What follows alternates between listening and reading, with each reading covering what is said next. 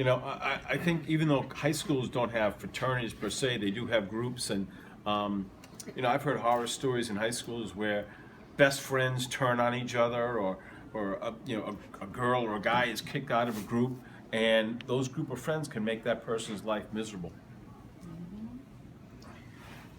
It happened to me when I was in middle school, in seventh and eighth grade. There's a certain somebody who's a news reporter today, and she works for Channel 12 News. I'm not going to mention her name, but I will not watch that channel for that reason.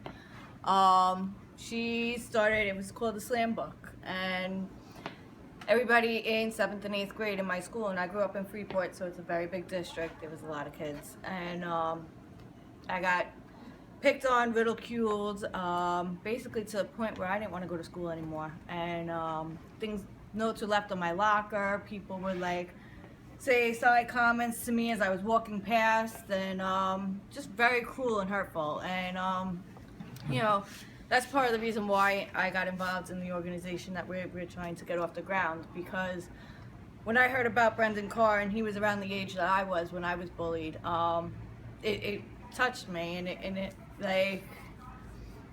I know what the feelings that a child will go through when they're bullied, and sometimes if you don't have the right people in your life, you don't know how to express it. And with the hazing and stuff like that, as you get older, it gets harder.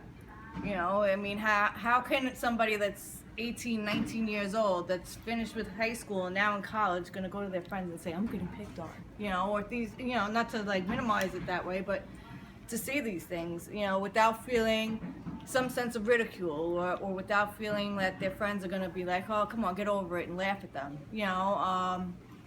and it seems like today that bullying has become a topic that nobody wants to talk about. And it's something that needs to be talked about, it needs to be addressed, and it needs to be addressed on a higher level. If it's still going on in colleges, that means that these kids aren't being taught in the younger years where they should have learned better. And that's the message that we hope to carry out through our organization. And it takes people like us sitting here on a Sunday night with snow coming down and the weather is freezing, sitting here talking about it. And what you can't do alone, you can do together. And hopefully, eventually, we can get the message across to people, and we can get more support and more people that want to be involved. I see it with the younger students, that the kids want to be involved and they want to help, and obviously you guys who are in college, you're trying to get the word out, and us as adults, and the message, if we keep carrying the message, eventually somebody will hear it. It's just it's sad that it's still going on at this level, and it's like when you hear about it on the college level, it seems like it's getting worse. It's no longer just like the playground. Now it's like, let's see how far we can go to break somebody, and maybe eventually this person won't even want to be involved anymore. And that's what it seems like it's happening. And it's heartbreaking. And eventually somebody's got to put a stop to it.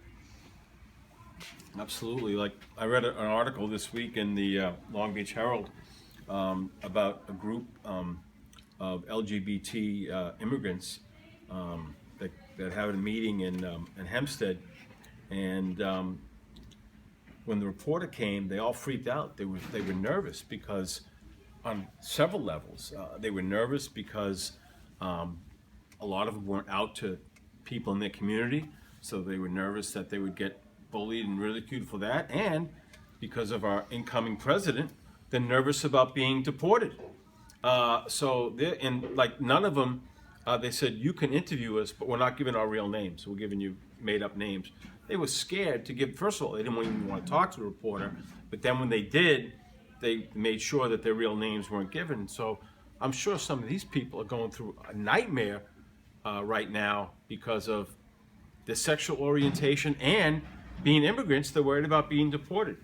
Michelle, I'll give this hand one over to you. All right, Thomas, you can take this one. I don't know. That the presidential election is a touchy subject for me, so I choose to steer clear of that one. But I understand, a lot of people, when they're put in that situation, they don't want to talk about it, and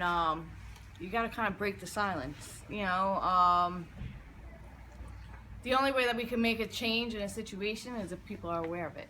And if you silence the situation, people aren't aware. They don't know what's going on. And just like the extent of bullying in the schools, like if it's not brought up, or like with the college, if that was swept under the rug, nobody would know about it. Nobody would know what was going on. So there wouldn't be anybody to make a change or make a difference. And I commend the guy that wrote the article, because he stood up against all odds, knowing that he was probably going to face the backlash behind it. And you know, with same thing with this situation you mentioned. You know, there's another situation that we were just discussing about the treatment of dogs, the guy in Oceanside. And I'm an animal lover.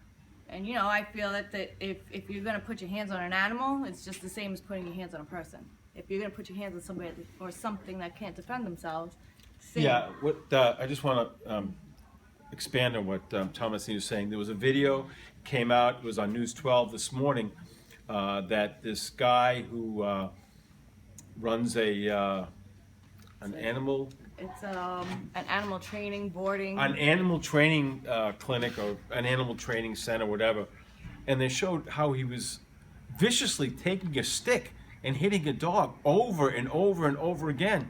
And they interviewed someone saying that a dog that was at his center is like a mess. The dog is like afraid of its own shadow, and this is so vicious. These poor defenseless dogs are being abused by this guy here in Oceanside, and you know, cruelty to animals is the absolute worst. So I'm actually glad it was brought out, because maybe this guy will obviously cease and desist and should be arrested, in my opinion, because cruelty to animals is the absolute worst.